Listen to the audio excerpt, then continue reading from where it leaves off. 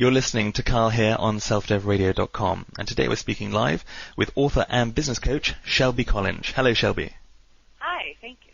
Now, Shelby Collinge has over 25 years of experience running her own business. She's taught executives the world over about how to benefit from what she calls the psychology of success, and she tells them how goal setting can really help you to achieve your dreams quicker than you ever thought possible. So that's what we'll be talking about today. So, Shelby, welcome to Self Dev Radio. Thanks, Carl. Great to be here. It's really great to have you. So before we begin, can you perhaps just enlighten us, tell us a little bit more about the work that you do? Sure. What I do is what I call relationship marketing, and I coach and speak on the concept of relationship marketing, which is more than getting in front of somebody, finding out if they could use your product or service, and then if they can't, moving on to the next client. I'm a firm believer that when you build relationships with people, when you reach out and really try to, again, build relationships, how can you better them? How can they help you? Magical things happen, and the world of opportunity just absolutely explodes. So it's my purpose to help individuals, especially in a business background or who are trying to grow their businesses, to really get in that mindset that there's more opportunity and more clients than you could ever possibly need right in front of you, and it's just about reconnecting with them and really leveraging relationships that you already have. Right, so this is something that could be used on a business level and perhaps even a personal level. Absolutely, most definitely.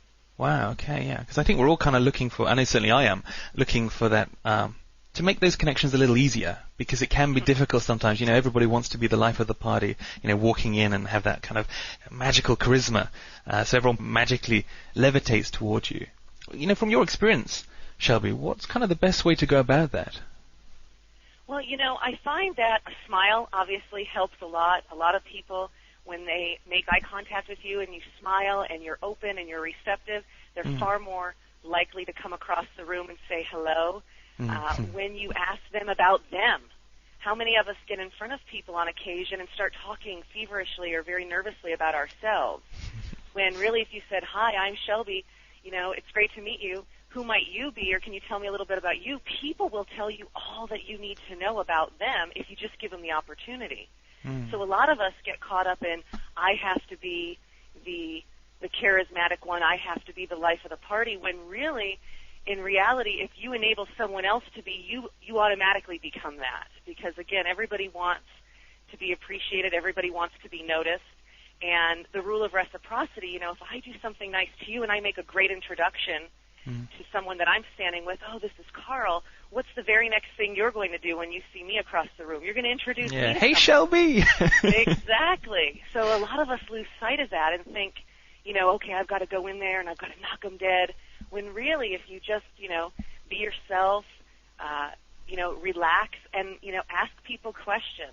Questions are a beautiful thing, and a lot of us ask too few of them. But, ask a question. How are you? What do you do? How can I help you? That's one of my favorite questions. I say it on a daily basis, especially when I'm looking for people to partner with or joint venture opportunities. How can I help you grow your business? Yes. And they'll tell me, and then the very next question they ask me is, how can I help you? So, again, it's really about getting out of your own way and really saying, gosh, how can I get to know people? How can I ask great questions? And all the success, all the people you need to know will just automatically get opened up to you.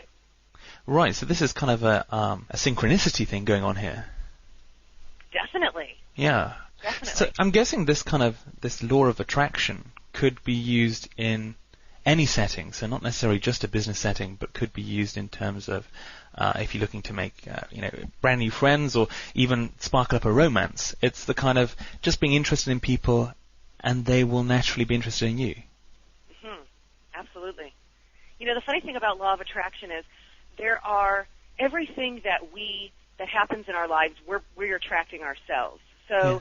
If it's the nasty person that's driving slowly in front of us and we choose to get angry about it, or if it's someone who's really great, these are all things that we ourselves are attracting. I often tell clients to think of themselves as having a big antenna off the top of their heads. And all of the thoughts, feelings, emotions that we're having, we're putting out through our antenna. And hence we attract people based on that. So, it's really eye-opening when you take a look around and you look at the associates that you're talking with or your business partners or even in a personal relationship and saying, is this really what I want? Are these the type of people I want to attract? Because we ourselves are attracting them. If we're not happy, let's say, with the amount of clients, maybe the type of client we're attracting, or again, in a personal relationship, the quality of people that we're dating, we need to tweak our antenna. We need to tweak what we're putting out there because, again, we attract everything that comes into our lives. So, law of attraction's working flawlessly 100% of the time. It's just a matter of making sure our antenna's not bent, right, okay. that it's straight up, and that it's, putting out exactly what we want it to be. I've seen your website, Shelby, and it talks a lot about the law of attraction. How do people go about changing their antennae? How do they go about reprogramming the kind of signals they're emitting? Well, the easiest, most simplistic way I can put it is to think about what we want as opposed to what we don't want. And really that's a pivotal piece of information because the majority of us, about 97% of the population, focus morning, noon, and night on what we don't want. We think about how we're going to avoid things that we don't want, what we're going to do when what we don't want happens, what plan B is going to be when plan A doesn't work. And so we're always in this, how am I going to fix it when it doesn't go the way I want it to go mode? And so naturally nothing unfolds the way we'd really like it to unfold. So when we come to the realization that if I'm focused on what I want, I want 10 new clients today. I want to make 10 new relationships while I'm at my Chamber of Commerce meeting, or I'm going to go out there and network, or I'm going to pick up the phone and call 3 people. When we focus on what we want, we get it. Just like if we focus on what we don't want, we get it. So it's really, really important that, people just remember that we get what we think about. Emerson had a quote that says, man is what he thinks about all day long. So that's so true. It is. It's so important that we're thinking about what we truly want all day long, not how it's not going to work, how we're going to deal with it when it doesn't work, how we're going to feel when it doesn't work. It's going to work. Yeah, it's a great attitude to life because it's a nice positive outlook, and it reminds me of a book I found. It was a really old book. I think it's kind of like a 1928 book called "It Works," and I don't know if you've seen it. It's only kind of maybe 20 pages long, but people used to buy it for their friends and pass it on and buy it for their friends and so on. It was kind of the little red book phenomenon, I think they used to call it. And the book was all about goal setting, about sitting down, each day, writing out what you want and thinking about it and getting right down to specifics. I want this particular car with this particular sort of headlight and this particular tire specification and an amazing amount of detail there. But it worked, and that's why the title of the book was "It Works." It was an anonymous author, and it became a real phenomenon.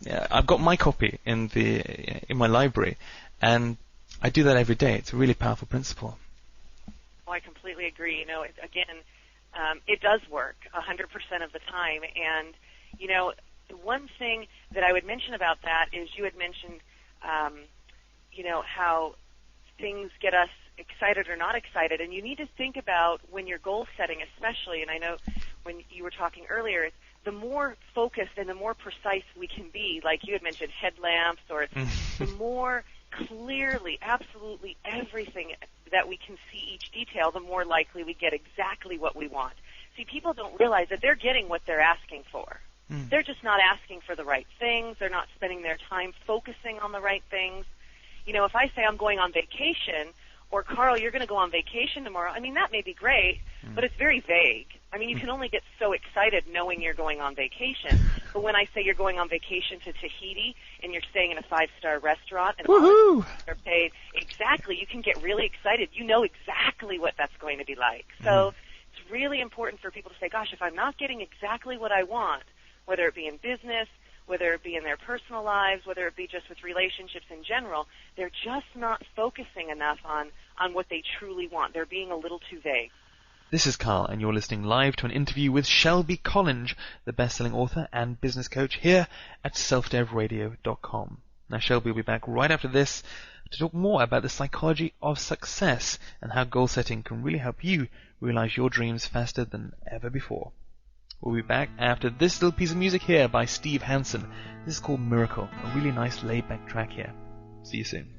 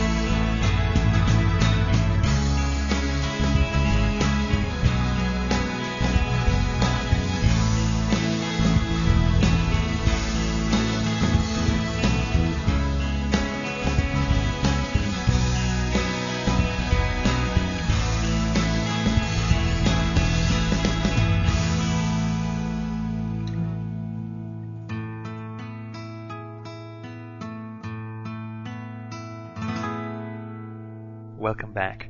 You're listening to selfdevradio.com. That was Steve Hansen and Miracle. You're listening to Carl, and we're doing an interview live right now with best-selling author and business coach Shelby Collinge. I'm guessing a lot of people listening to this will be thinking, I sit in my office, in my day job, every single day, staring out the window, daydreaming of the day I can really, kick my boss in the head, walk out of this damn place, work for myself, find the perfect partner, go ahead and buy that Mercedes. They're thinking about it all the time. Why aren't they getting what they want?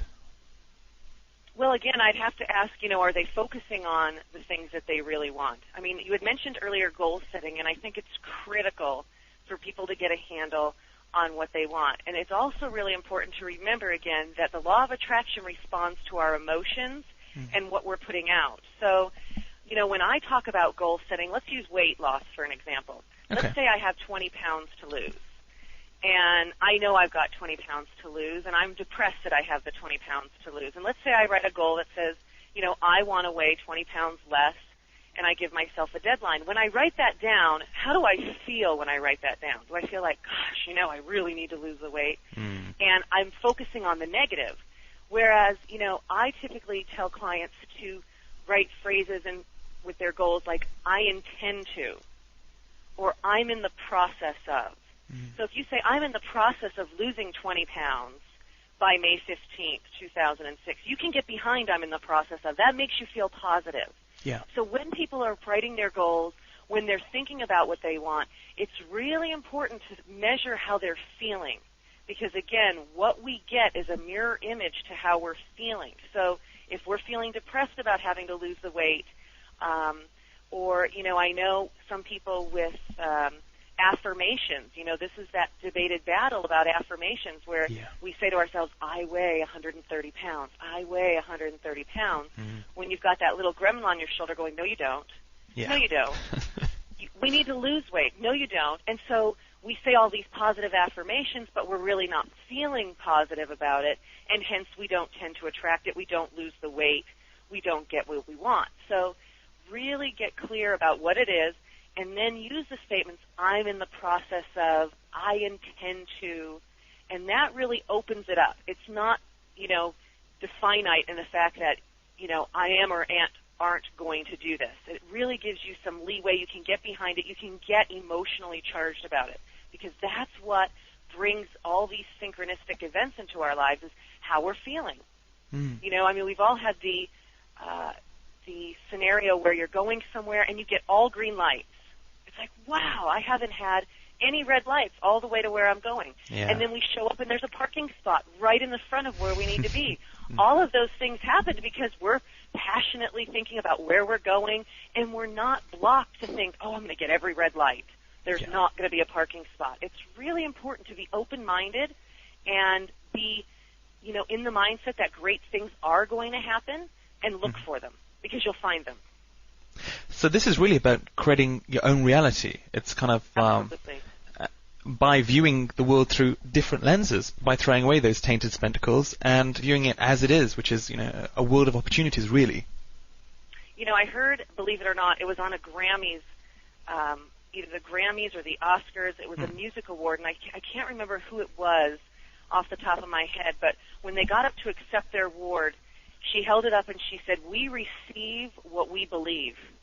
And I wrote that down. Here it is, 9 o'clock at night, and I thought, my God, that is so powerful, because that's exactly it. We receive absolutely what we believe. So if we're not receiving what we truly, truly want, then there's a belief somewhere hidden down there that's holding us back. And it's really important, as you go through the journey of self-improvement and, wanting to grow in that continuing and never-ending improvement, to really say, if I'm not getting what I want, I need to change something about me. It's really hard for people to take responsibility for what's going on around them. We all would like to blame someone else, the clients, it's the marketplace, it's the economy. There's no good clients in my town. But to believe that, it's like looking in a mirror and expecting the reflection to change and not having to do anything to ourselves.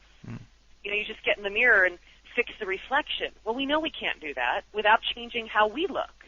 Yeah. If we want to change the reflection in the mirror, we've got to change the way we look. So if we want to change the results that we're getting, we've got to change the way we're thinking. It has nothing to do with what other people are thinking. It's how we're thinking and what we're believing is true. You're listening to selfdevradio.com, and we're talking here live to best-selling author and business coach Shelby Collinge. I'm your host, Carl, and coming up now, we've got a little bit of music just to keep the mood nice and light, and this piece is called Samba Time. It's by Steve Hansen. It's a great upbeat number, and we'll see you right after this.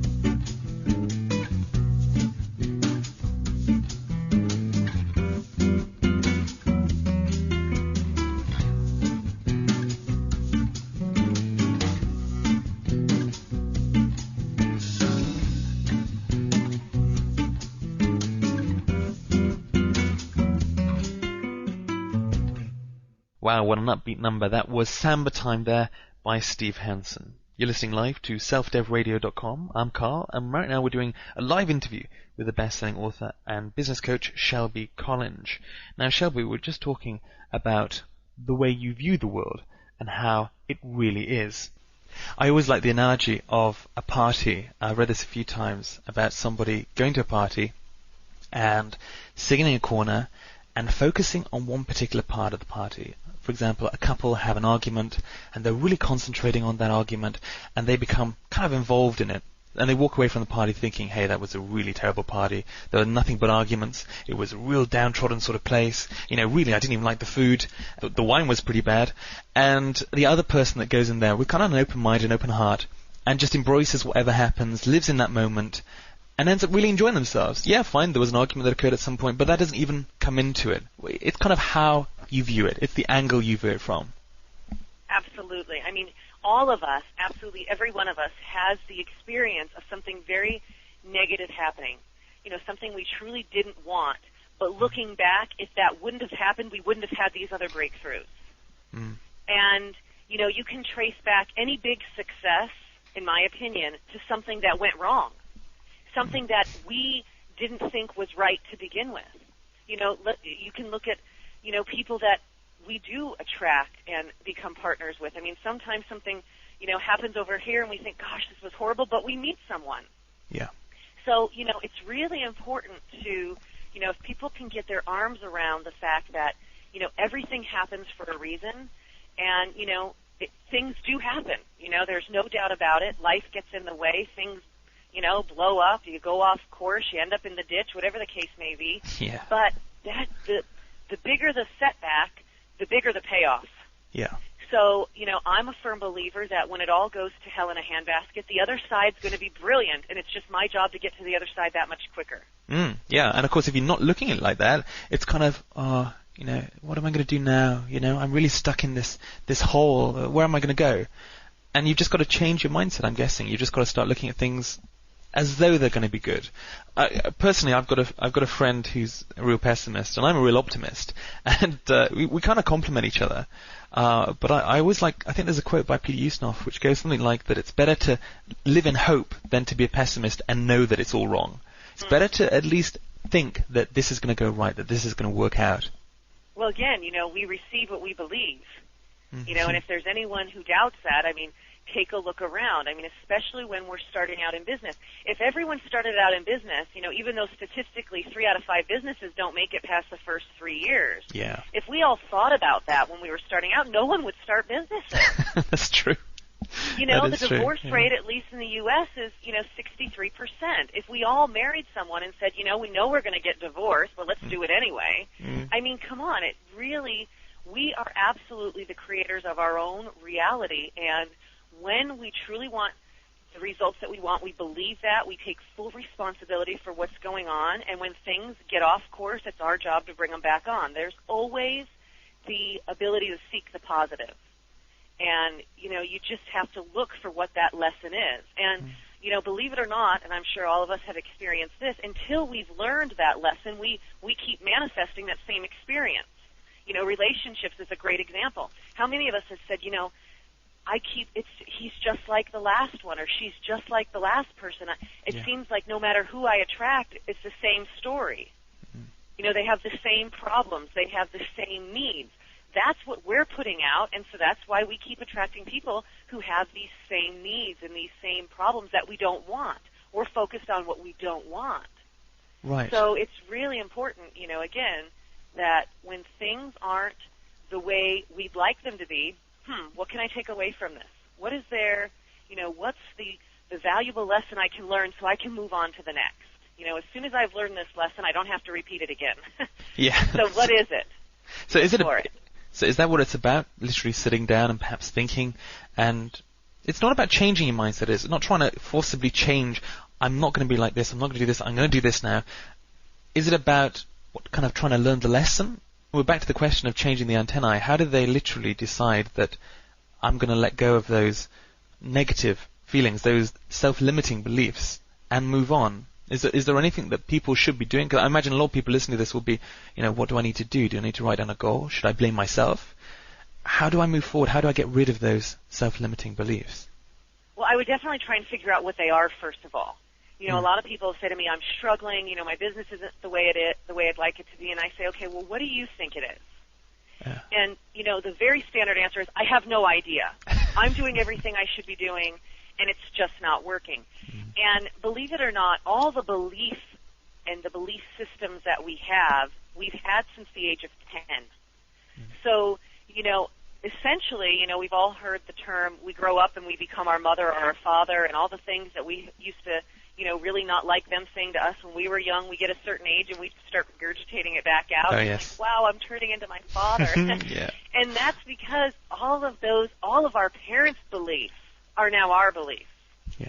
And so that's always not a bonus, right? Sometimes our parents didn't have the opportunities that we had and didn't know what we know now and all of these different things. So it's really important to get clear about where you are struggling. And a great way to do that is to look. If you're not having the checkbook balance that you want, you've probably got some beliefs around money and the amount of money you can make. If you're not doing what you love, then there's probably something in your mind that I can't do something that I enjoy and make a living at it. Yeah. So it's really important it's no mystery as to what the belief systems are when you take a look at the results. So it's just really about being, the person to say, gosh, am I enjoying the relationship that I'm in? Do I even have relationships that I enjoy? How is my business or how are my finances? All of these things, again, you can't have a result on the outside without having the correlating belief on the inside. So it's all about just finding what those are and then saying to yourself, do these serve me?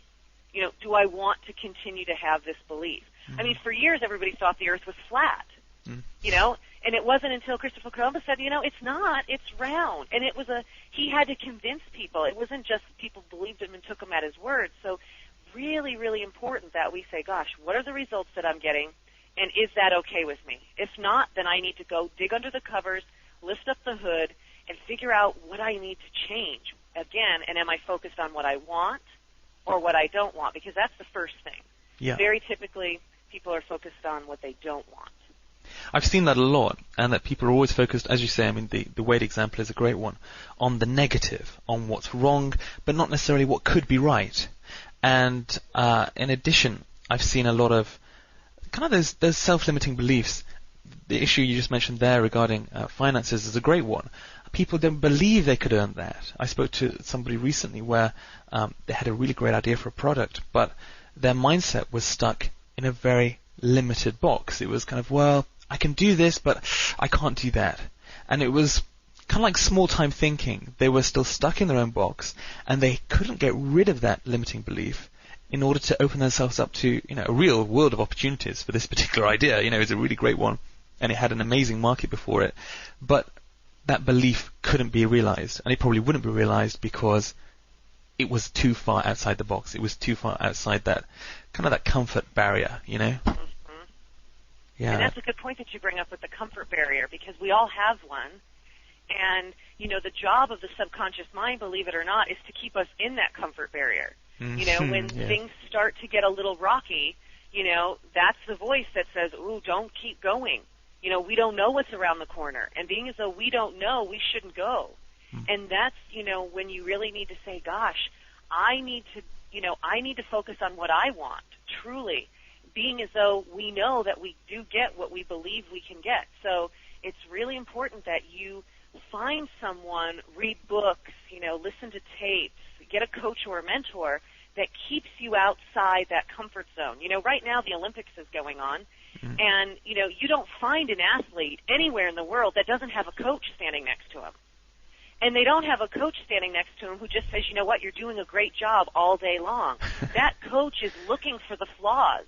That coach is looking for someone who's backing off when they're going into a turn, who's slowing down when they need to be speeding up. We only have a very, defined view of the world as we see it. So it's really important that we get around people who have a bigger view, who can say, have you tried this, who can push us past that comfort zone. If we all did what we thought we could do 100% of the time, nobody would do anything. It's about getting around someone who challenges you. We've all had that experience where you get around someone and they say, let's go skiing today, or let's go surfing. And, you're scared, you've never done it before, but you've got someone who you know and care about, and they're suggesting it, so you're willing to try it. You go up there and you have a great time. Well, it's no different in life. It's no different in success. But, again, it's about surrounding yourself with the right people, surrounding yourself with people who play at a higher level than you do, that are going to make you naturally want to come out of that comfort zone and to fight that feeling of, I need to stay safe, I need to keep doing what I've always done. The definition of insanity is to keep doing what we're doing and expecting a different result. I can see that a lot in some of my own work. I see people that perhaps will listen to, an Anthony Robbins tape series or go on one of the courses. I spoke to a guy last week from Germany that went on one of his, the fire walking courses where people walk straight across the embers and don't feel any pain because they kind of blocked it out. They're so focused, it doesn't actually affect them, and it literally doesn't burn the skin either. And it's great, he's really fired up for that one weekend, and then he gets back to his home in Germany and, there you go. The course is lost. Back to the same old. Absolutely. He's straight back into that old mindset.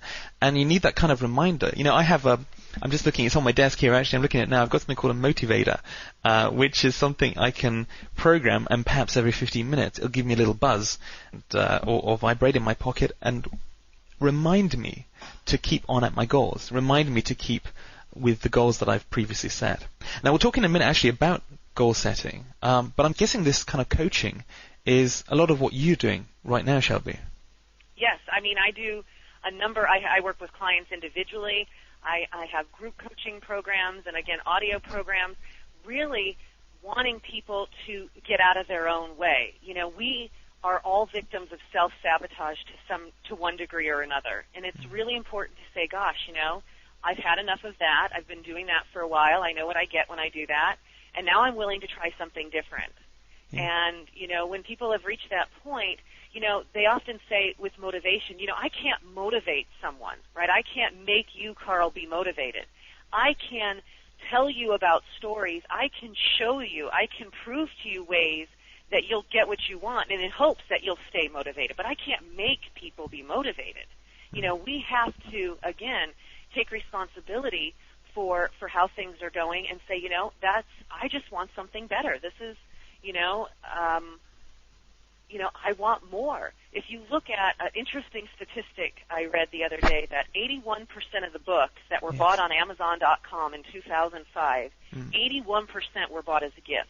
Wow, that is amazing. So, yeah, it is. Absolutely, jaw-dropping for me that, you look at an adult, they go through college or university. If they do, they go through, the high school and grade school, and as soon as we get into adults, we get out of school, we don't read anymore. The last book a lot of people read, something like 86% read, was in school. And we wonder why. I always tell clients, if you want to earn more, you need to learn more. You need to find better ways of doing it. If we all still built houses the way they did 100 years ago, you've always got to be in search of, there's always an easier way to go about it. Absolutely always. Like with the Olympic athletes, they could do it all on their own. They've all got it in them. But no, they choose to go out and get a coach to kind of push them. So it's all about choices, and it's really all about, are you happy with the results you're getting? And if not, what are you going to do about it? So it's all about enabling people to say everything that they need is already well within them. They know all the people they need to have a successful business. They've got all the clients they need. Everything they've already got. It's just a change in the attitude and what we're focusing on that'll bring about the big results. You're listening to selfdevradio.com, and today we're speaking live with the author and best-selling business coach Shelby Collinge. Shelby has over 25 years experience running her own business and teaches executives around the world how to benefit from the psychology of success. She'll be talking to us more after this about synchronicities and how they can really help you to benefit in life. We're going to play a piece here now called So Sad by Steve Hansen, but in my mind it's anything but.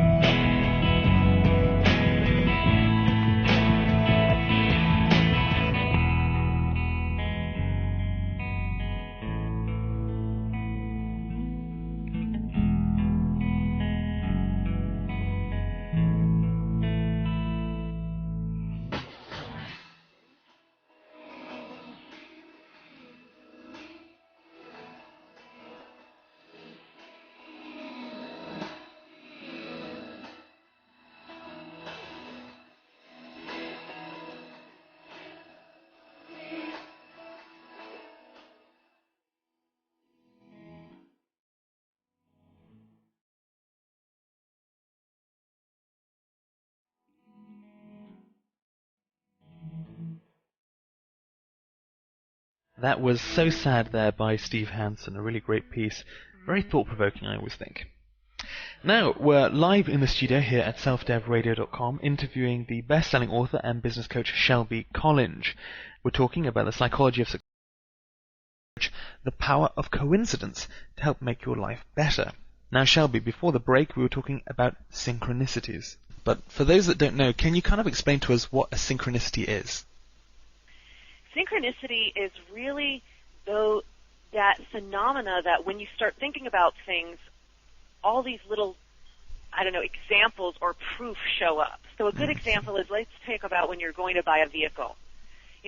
When you go to buy a vehicle, new or used, it doesn't matter. There's an emotional buildup to it, right? There's a reason why you want to buy it. Either you're sick of the old one, or you need a change. For me, I get very bored with cars quickly. So, after about 2-3 years, I need something different. Yeah. And so that little bug hits you. It's kind of like the New Year's resolution. Come December, everybody starts thinking about how they're going to change their lives the next year and how they want something different. And then all of a sudden you'll see a commercial for the exact car you were thinking about. And then you'll go out on the front step and there will be the newspaper and there's a sale on the vehicle that you want. And then, you're talking to someone and you run across and they work at a car dealership and you think, gosh, isn't this strange? I just started thinking about wanting to buy a vehicle and all these little quirks start happening around me that enable me to do that. It's kind of like when you're looking for love as well too, right? You typically go out more, Sure. You'll associate more with friends, then you'll go out and you'll meet people. And you'll say, he was nice, but not close enough, and then somebody else will pop up. This is synchronicity. This is the universe's way of, giving you what you're asking for. Yeah. That's the thing. We live in a very friendly universe. The universe is always conspiring to help us achieve our goals. Yes. It's just, again, when we're not clear about what we're asking for. So, we've had the examples of, a check showing up in the mail or running into someone that you're just, I was just talking about you, and here you run into them or they call you. Yeah. That's synchronicity. It's an amazing thing because I personally believe a lot in it, but I know a lot of people listening to this might be kind of new to the concept and a little, find it a little strange, really. But I mean, personally, I find it works. It's kind of just getting into that positive mindset. And it happened to me the other week. I was looking to go out to a particular area, but I wasn't too sure, and I didn't know too many people in this particular area. And I wanted a new friend for one of my other friends. And I was just thinking about it, just one evening. And a couple of hours later, all my problems were answered. I found this person. I found another person who lived in this particular area I wanted to go to, and it just all came together. And you're right, it conspires for you, not against you. That's the mind shift. Right. And it's a big mind shift too, right? Because a lot of us think that the world is a very unfriendly place. Yeah. And that it's us against the world, right? Everybody always does this, to the victim type of mentality, right? So again, that's a choice. And if we believe that, when we run into somebody or the phone rings that they're going to conspire to help us, then that'll be our truth. And if we believe that they're going to try and hinder us or stay in our way, then that too will be our truth. So, it's really important to say, gosh, put it out there and look for the proof. Yeah. That's what I always tell clients. Set your intention, set your goals, and then watch. Yeah.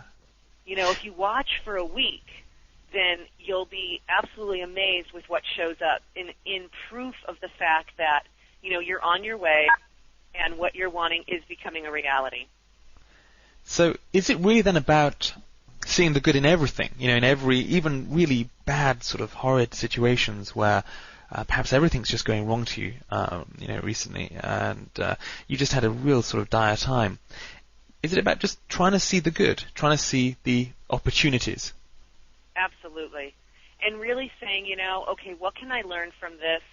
Again, I haven't had a setback in my life that I haven't learned something absolutely brilliant from. Whether it be, gosh, I won't try that again, or gosh, that wasn't as bad as what I thought it would be, or whatever the case may be, there's always something to be taken away from it. And it's really important to know that, one of the natural laws is the law of rhythm. The tide comes in and the tide goes out. The pendulum clock, it swings to one side, it swings to the other. It's not always going to be phenomenal. And if it was always phenomenal, then we would never really have the big wins, right? I mean, it's so important that, everything has a rhythm to it, and there's going to be bad. There absolutely will be bad. I'm not going to get here and say, everything's going to be great for the rest of your life. Of course. But the important thing is to say, okay, this is bad, and why do I think that it's come my way, and what can I learn from it, and how can I use this to not have it happen again? Isn't that the valuable lesson? How many times do we have to live the same lesson over and over again? Yeah. It's because we're not listening. It's because we're choosing to ignore that, maybe this career isn't the best suited for us. If we have, duties where we need to be home 6 hours a day and we have a job that's gone, I mean, how many times do we have that battle knowing that each month or each week it's the same battle? We need to make better choices. We need to learn from this and tweak things. And again, I often tell clients, especially with the law of attraction, really get clear about how you're feeling. Your feelings are your guide to what's going on. If you're really stressed, your shoulders are tight, they're up underneath your ears, you're very irritable, you're focusing on something, again, that you don't want. We've all had the example of being in a great mood. When things are going great, it takes a lot to get us off our post. Somebody could cut you off, you could, the lights could all be red, and we're just singing in the car having a great day. Yeah. When you're having a really bad day, somebody could go just a little slow and you're agitated, you're beeping on the horn. It's all about how we're feeling. Get a gauge, get conscious throughout the day. How am I feeling? Oh, I'm in a great mood. I must be focused on what I want. That the direct correlation. When we're in a good mood, we're focused on the goal, we're focused on what we want. When we're angry, upset, stressed, fearful, we're focused on the opposite. We're focused on how it's not going to work. And so it's just that shift of, oh gosh, I'm not feeling good, so I need to think about something else. I need to break that and move on to something else. There's a great story that I think fits in well here. If you have an orange, and I cut the orange in half, Carl, and I give it to you, and I ask you to squeeze the orange, what's going to come out of the orange? Juice. And no matter who squeezes that orange, whether it's me or you or the Pope, whoever squeezes the orange juice comes out, no matter what. The question I pose to everyone listening is, what happens when someone squeezes you? Does stress come out?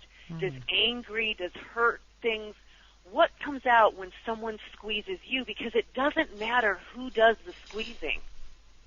It could be you squeezing and needing something done right away. It could be me because there's a deadline. No matter who squeezes us, what comes out is what's inside. So, people often say, oh, my child, they just drive me nuts. It's not the kids. It's not the job. It's what's inside. So what comes out when someone squeezes you, Shelby? Well, I'd like to say that what comes out of me is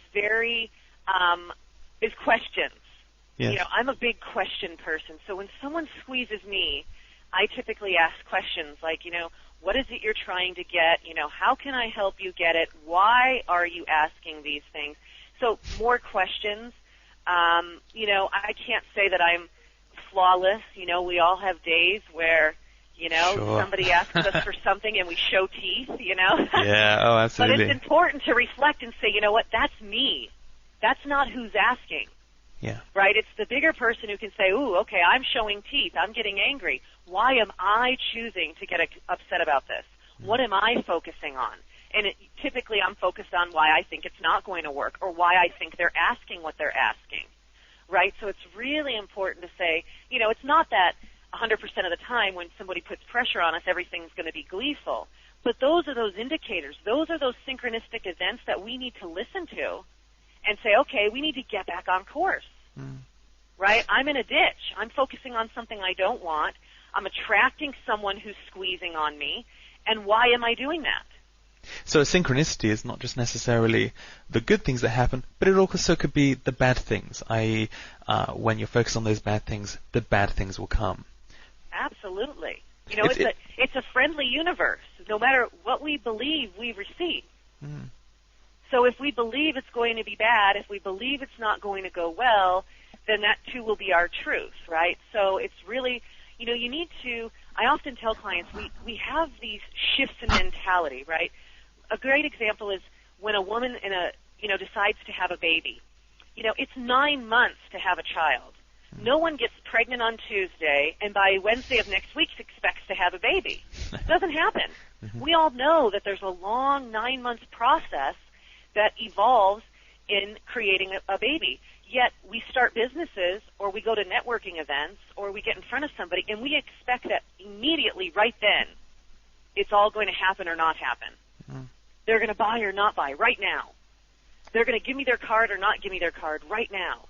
And so it's really, we tend to pick up and leave the beliefs that we know we have when it's convenient, right? We know we have to wait 9 months, so we won't get upset about not having a baby after 6. But darn it, I need this sale today, so somebody better buy. And, it's really important. Everything takes some time, right? It doesn't happen overnight. And if you're focused on the prize, if you're focused on what you want, you're going to find your way. And if you're focused on what you don't want and how it's not going to work and how you're going to end up off course and no one's going to find you and you're going to be there all by yourself, then you'll have that too. So, it's typically a big shift in a mindset, and it, typically has drastic results associated with it. I know with a lot of small business owners and entrepreneurs, they go from a corporate world or having a job, and then they become, self-employed or starting a business, and there's a big mind shift that needs to occur there. It was all about the company providing, and now it's all about me providing. And, it's typically a rough ride for a lot of folks. They have to hit rock bottom before they figure it out, and that's okay.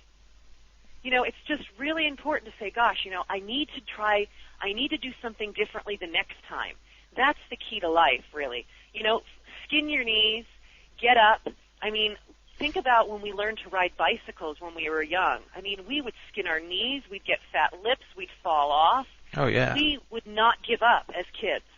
No one was going to tell us we couldn't ride that bike. Training wheels or not. Get out of my way. I'm going to try. I'm going to try and inflict bodily harm on myself till I get it right. Yes. But how many of us as adults do that with anything that we truly want? How many of us just play full out and say, no matter what, you're not going to keep me from doing it? Yeah, that's something I've noticed myself in that recently I was sitting down and thinking to myself, what kind of risks have I taken recently? What did I do before when I had some really great results I'm not doing now where I might not have certain results in certain areas? And it's amazing when you sit back and look at it and think, hey, I was younger then, I was more willing to take risks. And you've really got to recapture, really, that kind of sparkle of taking risks, taking chances, and kind of living in the moment, really. Absolutely. Because, think about, as a child, learning vocabulary, learning to walk, learning to ride a bike, learning to drive. Yeah. Let's even take that as an example. How many hours did we have to practice with people who would critique us and tell us all the things that we did wrong? And at least here in the States, you had to take a class, and then you've got to go and you've got to get a test by someone at the Department of Motor Vehicles. It's a long process, and it's tedious, and it takes a lot of time. But how many of us said after the first day, you know what, this just isn't for me. I'm going to not drive anymore. Forget this. This is too stressful. Yeah. No.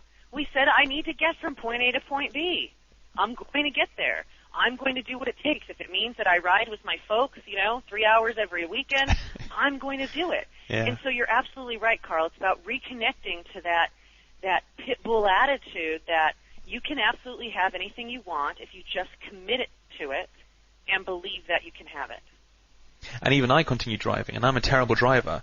Even I really kind of plugged on and made sure I learned how to do it all. But I'm, I think there's still room for improvement. But we talked about synchronicities and how they can be used, unveiled in business and personal circumstances.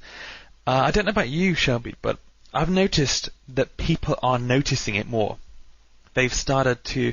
I don't know if you've read perhaps the Celestine Prophecy.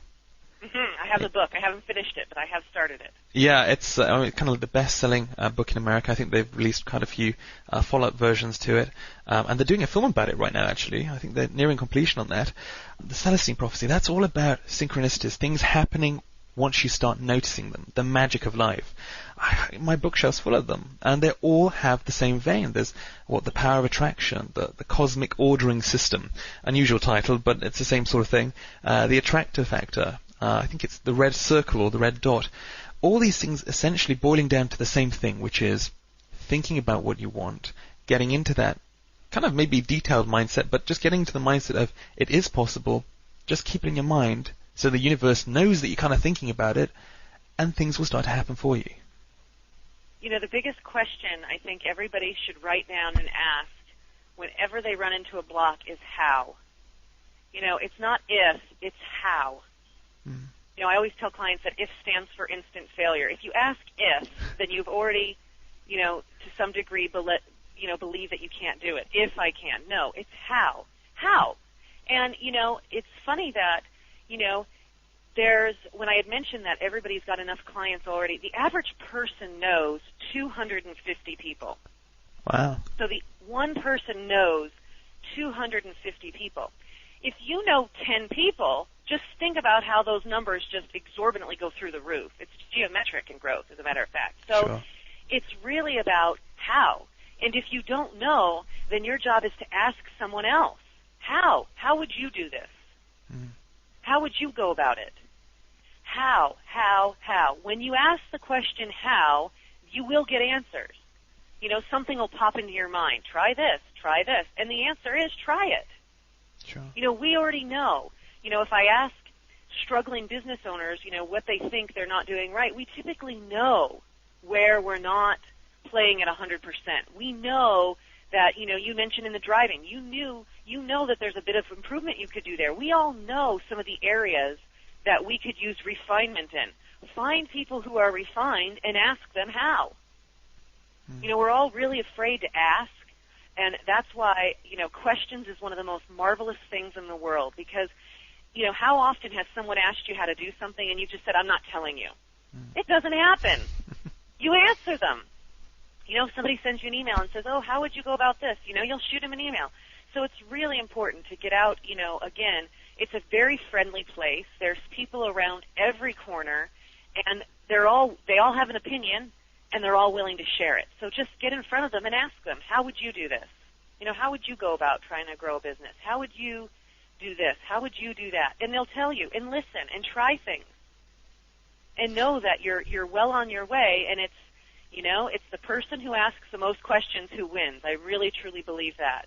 Because it's not about, you know, can I? It's how am I going to do it? Great advice there, coming from the best-selling author and business coach Shelby Collinge. She's here in the studio with us at selfdevradio.com.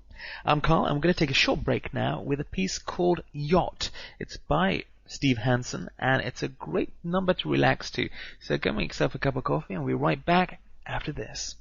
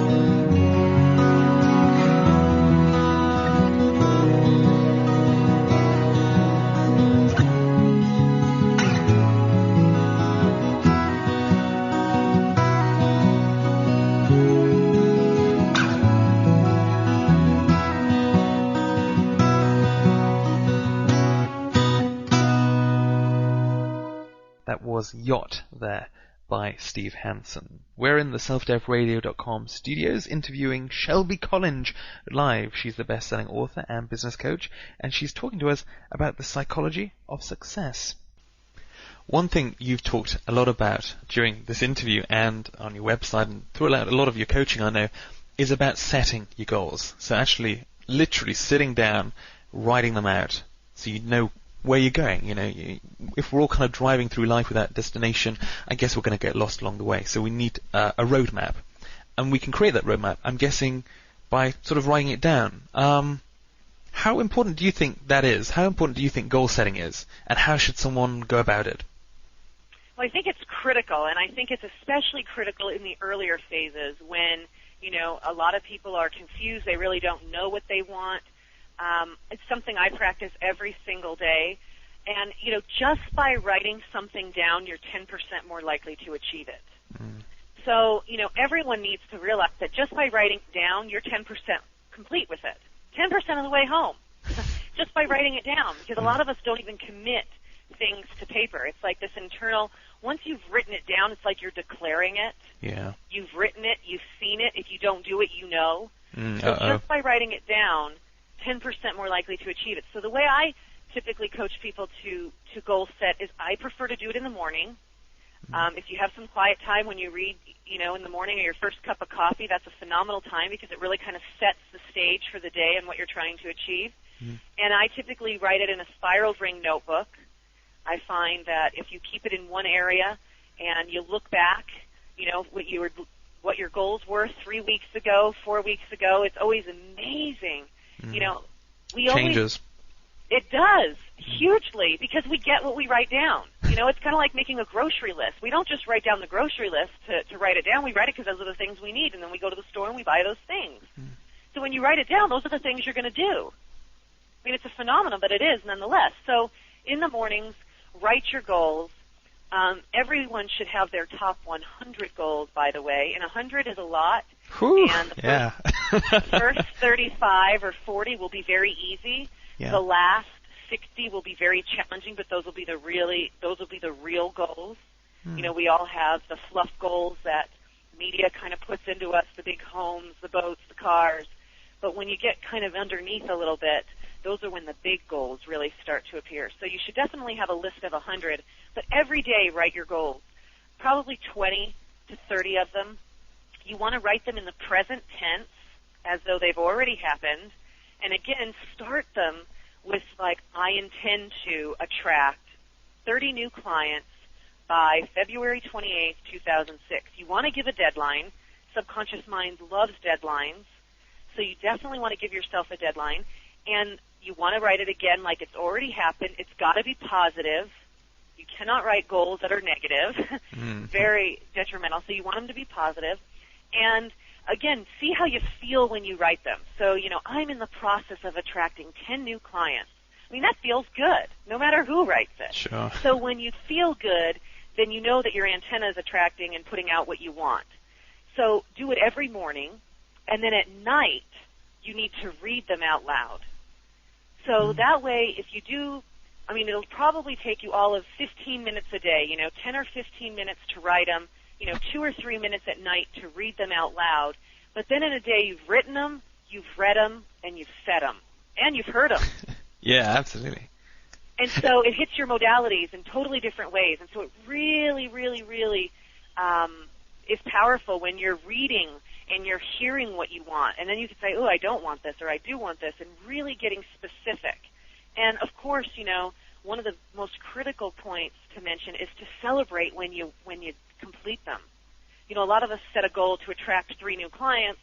We attract them and we just set another goal. And, you know, it's really important to reward yourself somehow, even if it's just telling 5 people. But, you know, really get excited about all the things that you have accomplished. And if you do them in a notebook the way I'm suggesting, you can go back and look back at what you thought was a goal a month ago to what your goals are now and go, wow, haven't I grown? Yeah.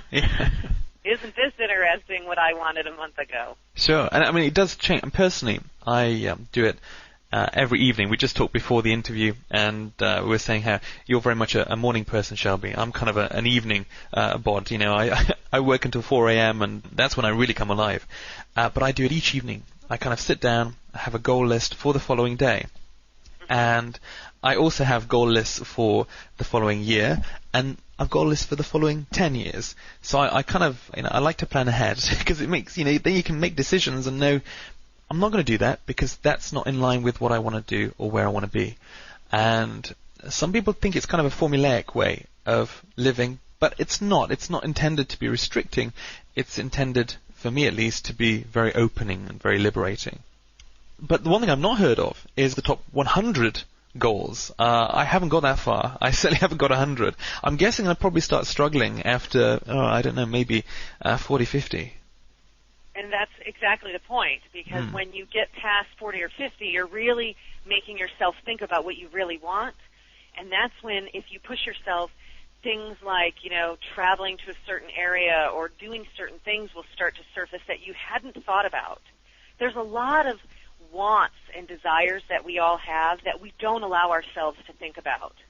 Right. And it's really important to reconnect to that. It's kind of like when we were a kid wanting to ride a bike. That's all we thought about, was riding that bike. And as long as the sun was up, I was going to be learning how to ride that bike. And it didn't take us very long to do it either. So really important to kind of get past that conscious level that we all know what we want, that we can kind of regurgitate, that's all pretty much the same. The top 20, 30, 40 goals are very much the same for a lot of people. Sure. And so it's not until you really push yourself that you'll go, wow, I didn't know I wanted to do that. I didn't know that was really, and that's when the real gold gets found. So I would definitely encourage you to do your top 100 and see what happens, because that's when, like I said, the big insights come. Yeah. And then as soon as you've connected to them, then those synchronistic events are going to happen, and you're going to manifest that. So really important. It's a great exercise. I do it at least once a quarter with the top 100. It's kind of one of those things, right, that's so simple. I mean, it is genuinely really easy to do, and I personally enjoy it. I do it every day in terms of what I'm going to do tomorrow. And I love it because at the end of each day, I have that feeling of satisfaction. Whether I've completed the list or not, I sometimes just sit down and think to myself, with a nice cup of tea at 4 a.m. and think, hey, I can feel proud. I feel proud anyway, but I can feel particularly proud because I have completed this list, or I've got through some of the list, and it makes me feel a lot more organized. I deal with a guy in Australia who's an amazing individual. He helps create a number of self-development programs, and he was telling me the other day how he wasn't very happy with his life and how he has a few issues scheduling his time.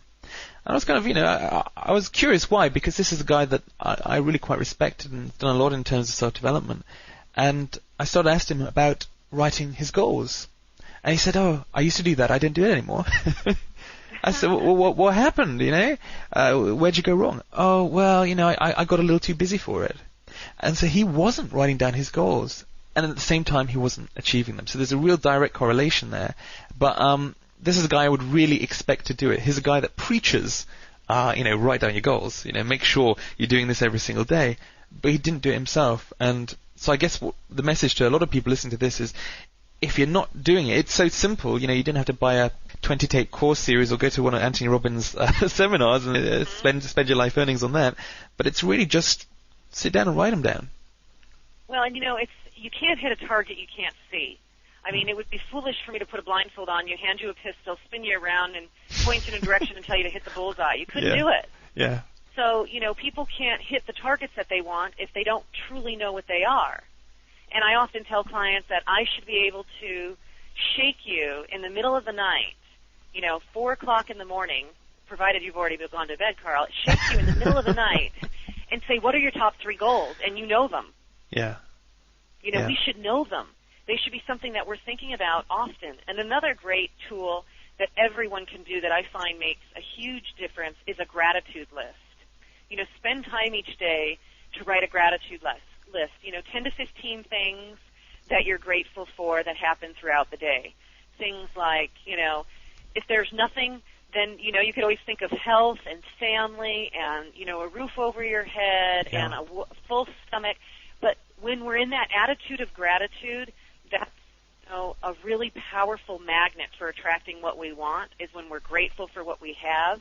So if you can put that as a practice, to write 10 or 15 things a day that you're grateful for, when you do that,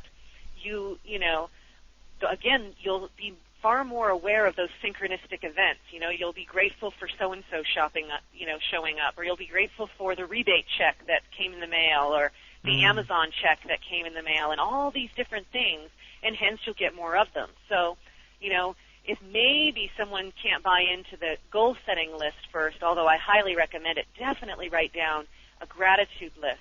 Get that mind moving. Our mind has the ability to store 6 million volumes of USA Today. Wow. You have some interesting facts in you. You really do. I think it's my degree in developmental psychology that really, our minds are so powerful. Yeah. And it's really important that, you don't have to be rocket scientists to figure this stuff out and to get what we really want.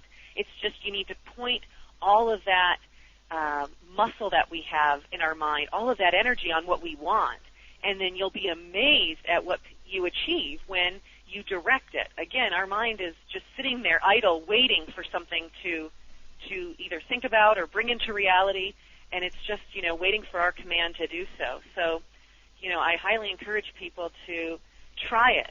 Try goal setting for a month. Try writing a gratitude list for a month. See if it doesn't make a huge impact. I know it will. And, benefit from that. I love that. The attitude of gratitude. That's great.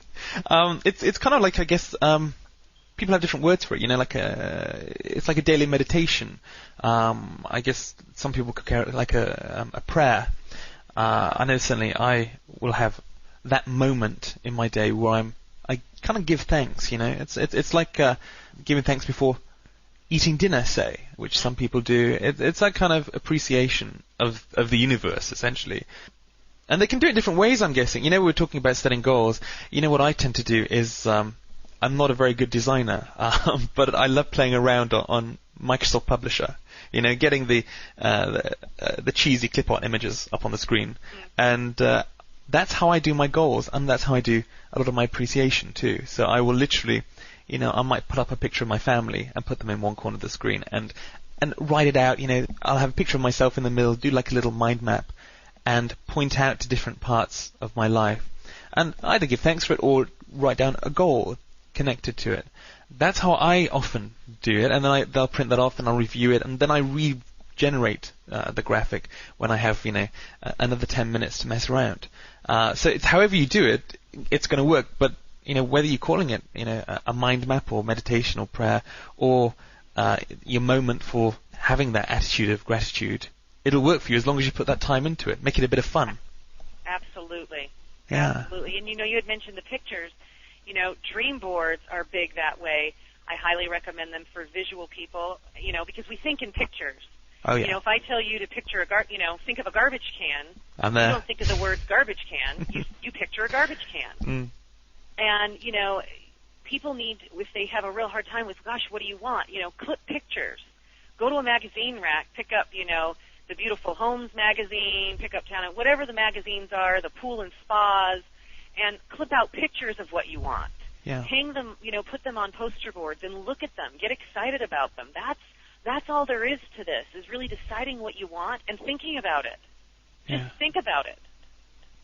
You're listening to Self-Dev Radio. I'm Carl, and we're interviewing live the best-selling author and business coach, Shelby Collinge. Now, Shelby's got over 25 years of business experience, and she teaches executives from around the world about how to cash in on the psychology of success and how you can use goal setting to help improve your life. Now, we'll continue with Shelby Collinge right after this.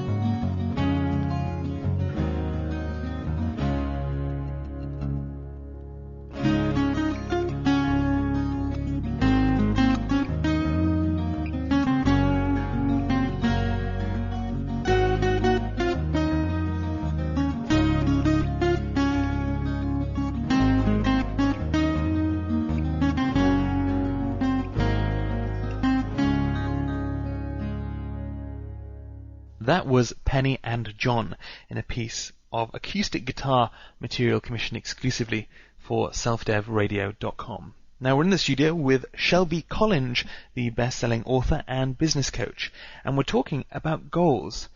Now, Shelby, I would really advise anyone that doesn't really know that much about synchronicities or doesn't know that much about items like dream boards and goal lists, just to start on it, because it's once you've started, you don't tend to stop. Personally, I've been doing it for ages, and it kind of works, and it gives you that optimistic view when you start to realize that these things work. And even if you're a bit of a skeptic, first of all, the universe really can work for you rather than against you. Well said. Thank you. Well, from what I understand, you've also got a book out, particularly focusing on business right now, and it's called Walking with the Wise Entrepreneur. Is that right? Yes, I do. Could you tell me any more about that? Sure. It's an actual, it's an anthology. So there's me and several other authors, Dan Kennedy, Brian Tracy, Deepak Chopra, Wayne Dyer.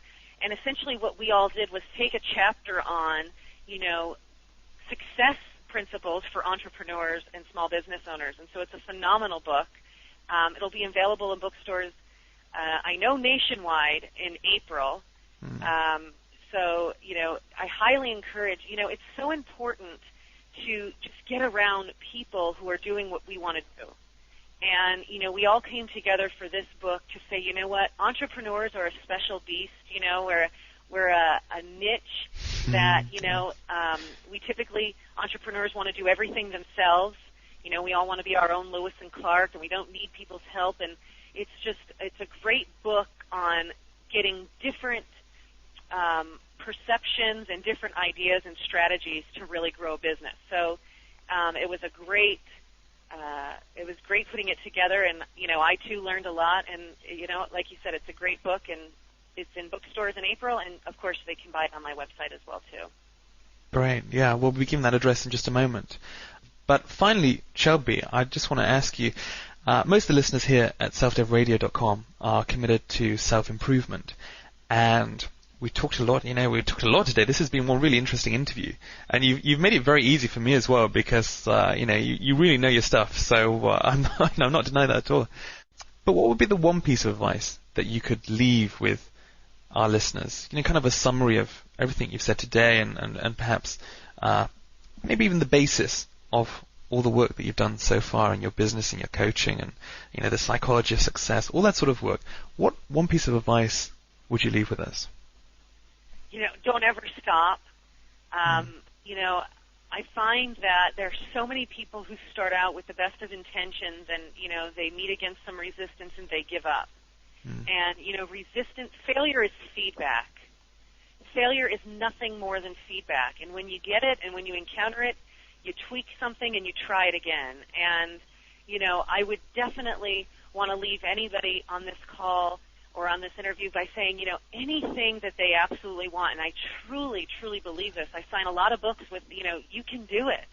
And you absolutely can. It's not about, I hold that belief for everyone who's listening. I hold that belief that anything that they want, they can have. And if they can't believe in that in themselves right now, believe in my belief that it's possible. Believe and know that I know you can do it. I know that whatever it is you're struggling with, you're going to find the answers. I know that, we sometimes lose sight. Again, we encounter that resistance and we go, oh, it just can't happen. And it absolutely can. And sometimes we just need to know that there's someone who believes in what we're doing, and I'm that belief. I absolutely, positively, unequivocally believe that anybody can have what they're shooting for right now. And again, if they don't have that belief, know that I believe that, and I expect it, and I can't wait to hear about the wins, and tell people and get around like-minded people. I know Zig Ziglar, a mentor of mine, says if you want to fly with the eagles, you need to quit pecking with the turkeys. And so I encourage everyone on this call to get around successful, like-minded people who are positive, who make them feel good, who inspire them to want to keep going and to, pick yourself up, dust yourself off, and keep going. And if you're around some negative nillies, you know, it's really important to get around the right people. So, you know, I'd invite them to you know, subscribe to the Never Ending Improvement mission, and, you know, buy a book or a CD and listen to this interview again and again. You know, repetition is the mother of learning and the father of action. And, you know, 17 times is the actual magical number, believe it or not, that if you hear something 17 times, you know you've got it. And so listen to this interview again and again, and think of all the things that have been said and really let them sink in, and then do something. You know, take action. You know, success doesn't come to someone who's sitting waiting for the truck of gold to show up. You know, take action no matter how small. Every day, do something, and just sit back, watch, and be amazed. Wow. Well, I think you're an inspiration yourself, and I can really tell the emotion that's coming through in what you've said today. You know, what was playing through my mind whilst you were talking just there was that great film, Chitty Chitty Bang Bang. I'm a big fan of those kind of musicals, and one of the songs on there was The Roses of Success. And I don't know if you know it, but it's where the granddad gets captured, and he's in one of these castles somewhere in Bavaria, and he starts saying, hey, we've got to make this car fly. And, you know, I don't know how to make it fly, because he's the granddad, he didn't actually build it. And they start singing this song, which is all about how to achieve success and overcome potential disaster. And I remember it goes something like, you know, disaster didn't stymie Louis Pasteur. You know, Edison took years to see the light. Right. So there's this big sort of, you know, orchestral, fantastic song, but all about success. And just when you were saying that, you know, just never give up and keep striving toward those goals. And you know, by the end of the song, they built a flying car. You know, it took them, you know, 4 minutes. So, you know, if they can do it, I'm sure that you can. Absolutely. Well, Shelby Collinge, thank you very much for joining us here at the station. It's been a real pleasure to have you on. Now, if you want to learn more about Shelby, her coaching, and her books, then please visit her website online at www.relationshipmarketingmastery.com. That's relationshipmarketingmastery.com. Shelby, thanks for joining us.